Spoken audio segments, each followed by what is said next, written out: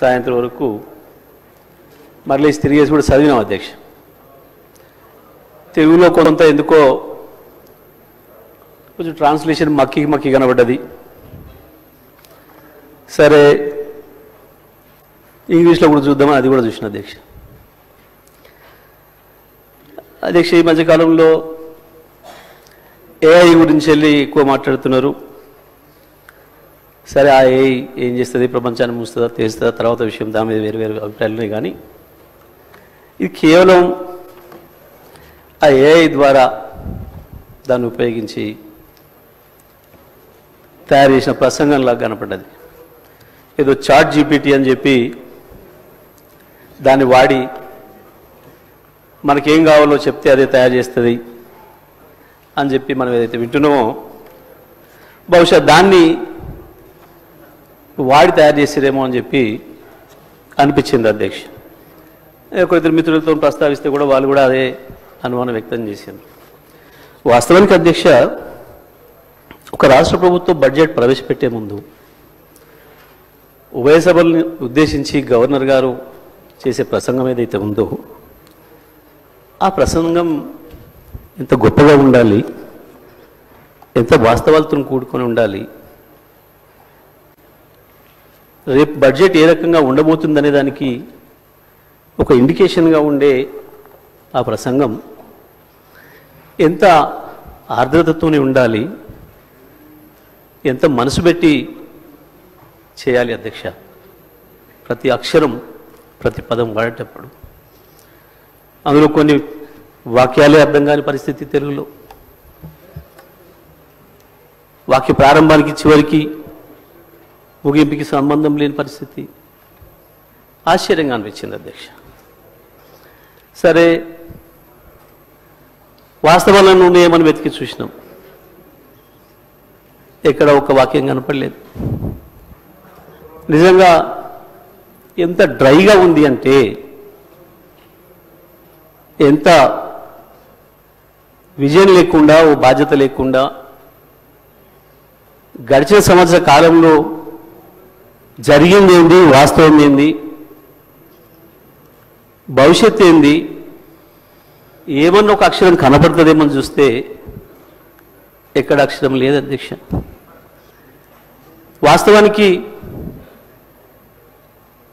మనసు పెట్టి చేయాల్సిన పని, పాపం ఆ మనసు కవి ఆత్రేయ అని ఉండేది అధ్యక్ష. ఆయన కనుక ఉండుంటే ఇది చూస్తే పాపం ఆత్మహత్య చేసుకునేవాడు. ఇంత మనసు లేకుండా పనిచేస్తాయా ప్రభుత్వాలు, మనుషులు ఇంత దరిద్రంగా ఉంటుందా అని ఆ రకంగా ఉంది అధ్యక్ష. ఇది అధ్యక్ష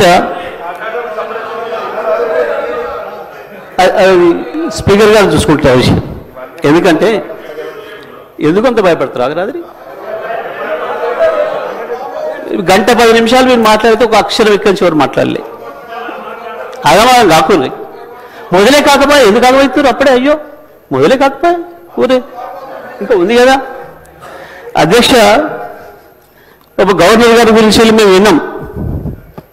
సరే, పార్టీ ఏదున్నా ఎట్లా ఉన్నా గతంలో వారిది ఒక మంచి మనిషి అని, ఒక ఇంటిగ్రిటీ ఉన్న వ్యక్తి అని, గొప్ప చదువుకున్న వ్యక్తి అని.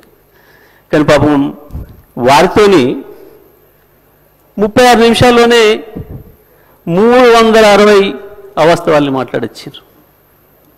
36 నిమిషాల్లోనే 36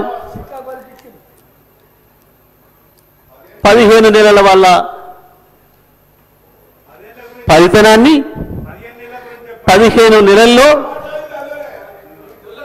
వాళ్ళు చేసిన పనికి 36 నిమిషాల్లో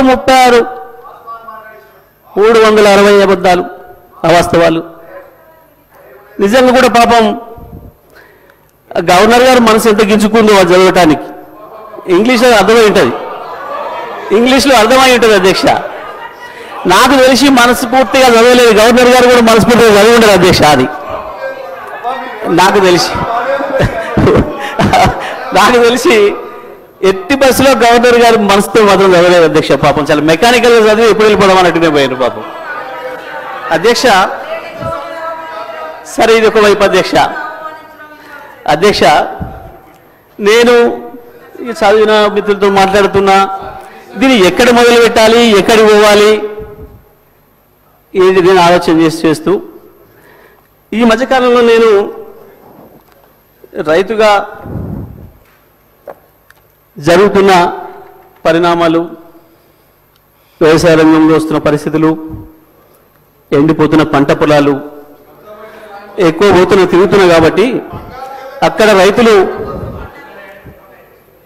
దగ్గరికి వెళ్తున్నా, రైతులతోనే ఉంటున్నా కాబట్టి ఆ రైతుల్ని కలిసి ఈ మధ్యకాలంలో ఎక్కువ మాట్లాడొచ్చు కాబట్టి ఒక్కసారి అదే రైతులతో ఒకసారి మాట్లాడి చూద్దాం. అయా రాష్ట్ర ప్రభుత్వం గవర్నర్ గారి చేత ఈ రకంగా మాట్లాడించింది ఇవాళ. సరే, నేను వచ్చిన ప్రతిసారి మీరు నీళ్ళ గురించి కొట్లాడండి సార్, మీరు అసెంబ్లీలో మాట్లాడండి సార్ అని అడుగుతున్నారు. నాకు అవకాశం వస్తే మాట్లాడతా అని చెప్పిన, ఇక్కడ మరి స్పీకర్ గారు ఇస్తే కదా మాట్లాడాల్సింది మేమని. సరే, నా అదృష్టం కొద్దీ మా అధ్యక్షుల వారు, మా నాయకులు కేసీఆర్ గారు దీనిపైన నన్నే మాట్లాడమని చెప్పిండ్రు. ధన్యవాదాలు వారికి. మీ ముఖ్యమంత్రి కంటే దూరంగా ఏం లేడు, రెండు కామెంట్స్ బంద్ చేయండి. ఇక మీ ముఖ్యమంత్రి కంటే దగ్గరనే ఉన్నాడు. ఎక్కువ మాట్లాడవద్దు, ఇక నాకు ముందట ఎక్కువ మాట్లాడుకొని మూసుకోండి. అధ్యక్ష, మాట్లాడితే ఆ రైతులకే వినిపిద్దాం ఈ విషయం కూడా అని మొత్తం వినిపించారు అధ్యక్ష, తెలుగులా ఫోన్లోనే. నేను మనం పోయినప్పుడు ఒక తండ పోతుంటే ఇటువైపు మళ్ళీ పెద్ద మట్టి గుట్టలు కనబడుతున్నాయి. ఆగినా, మళ్ళీ ఎందుకు వచ్చినాయి ఈ గుట్టలు, మట్టి గుట్టలు అని. బావులు తీయడం మొదలైంది అధ్యక్ష. మళ్ళీ సరే చూద్దాం ఈ బావికి ఎంత ఖర్చు అయింది, నీళ్ళని ఊరుతున్నాయని చెప్పి కారు దిగి బావి దగ్గర పోయినప్పుడు అక్కడి నుంచి గొర్రెలు వస్తున్నాయి. గొర్రెలు కాసుకున్నాయి రైతులు, గొర్రెల కాపర్లు కూడా, సోదరులు కూడా వచ్చారు. వాళ్ళకే చేసిన అధ్యక్ష. వెంకట్రాములు, రాజయ్య ఇద్దరు ఎందుకు రైతుల గురించి అనేది భయపడుతున్నారు, గొర్రె కాపర్లు రైతులనే భయపడుతున్నారు అధ్యక్ష. వాళ్ళకే మాట్లాడిన అధ్యక్ష నేను. ఎందుకంటే ఇది ప్రజలకు సంబంధించిన బడ్జెట్ కాబట్టి ప్రజలతోనే మాట్లాడినా మీలాగా కమిషన్లు ఇచ్చినట్టు మాట్లాడలేదు. నేను రైతులతో మాట్లాడిన అధ్యక్ష. మా వెంకటరామయ్య, మా రాజన్న ఇద్దరికి వినిపించిన, మా రవినాయక్ కూడా వినిపించి ఇది ఏం మాట్లాడలేదు, దీని మీద నేను ఎట్లా అనిపిస్తుంది అని అడిగిన. ఇలా మీకు అర్థం కాదే ఉంది సార్, దీంట్లో మా ఊర్లే వెంకటయ్య అని ఉండే, ఆయన ఊర్లో ఏతుల వెంకటయ్య కూడా అందరూ ఆన్ కథ ఉంది ఇలా అన్నారు. ఏం కథ అని అడిగిన. ఏం లేదయ్యా, ఒకరోజు పొద్దున్నే ఆయన భార్య సర్పంచ్ కాడికి వచ్చింది. ఆయన భార్య సర్పంచ్ కాడికి వచ్చి కంప్లైంట్ చేసింది, మా వెంకటయ్య నన్ను కొట్టిండు, జర పిలిపించి మాట్లాడమని చెప్తే ఆయన పిలిపించిండు పెద్ద మనిషి. ఎందుకు కొట్టి ఏం సంగతి అని అడిగితే, నేను మా అమ్మగారింటికి నువ్వు పాలు వేయద్దుమని అన్నాడు, నేను పోస్తా అన్నా. నువ్వు పాలు వేస్తే ఊరుకోని అన్నాడు, నేను పోసి తీరుతానంటే నన్ను కొట్టిండు. పాలెక్కడి, నీకు బర్రె లేదా, పాలెక్కడి అని చెప్పి ఆయన పెద్ద మనిషి అడిగింది అధ్యక్ష. అడిగితే నాకు 4 బర్రెలు ఉన్నాయి అన్నాడు అధ్యక్ష. ఈ 4 బర్రెలు ఎక్కడిదా, నీకు ఒకటి కూడా లేకపో, మా ఊరందరం చూస్తుంది 50 మంది ఉన్నాం, అందరూ తెలుసు, నీకు బర్రెలు లేవా ఎక్కడిదా అంటే, అధ్యక్ష పోయిన బర్రె దొరికితే, సచ్చింది బతికితే, పోయింది దొరికితే, మా అత్తగారు ఒకటి పెడితే నేను ఒకటి కొంటే నాకు 4 బర్రెలు ఉంటాయి, నాకెందుకు 4 బర్రెలు అన్నాడు. ఇది కూడా అట్లనే ఉంది అధ్యక్ష ఈ గవర్నర్ గారి ప్రసంగము. అంతకు మించి ఒక అక్షరం కూడా తేడా లేదు. ఎక్కడ ఇచ్చారు అధ్యక్ష? రైతులకు రుణమాఫీ చేసినారు, రైతు భరోసా ఇచ్చినారు, 12,000 రూపాయలు నా ఈడిఎస్ కార్మికులకు ఇచ్చినారు, 12,000 రూపాయలు నా ఆటో కార్మిక సోదరులకు ఇచ్చినారు, 25,000 రూపాయలు మా మహాలక్ష్మి అక్క చెల్లెలకు ఇచ్చినారు, రైతులకు బోనస్ ఇచ్చినారు, టోన్ బంగారం ఇచ్చినారు. ఏమి ఇచ్చిన అధ్యక్ష? నా విద్యార్థి సోదరులకు స్కూటీలు ఇచ్చినారు.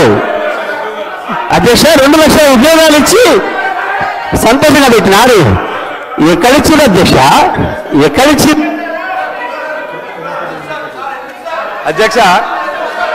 అధ్యక్ష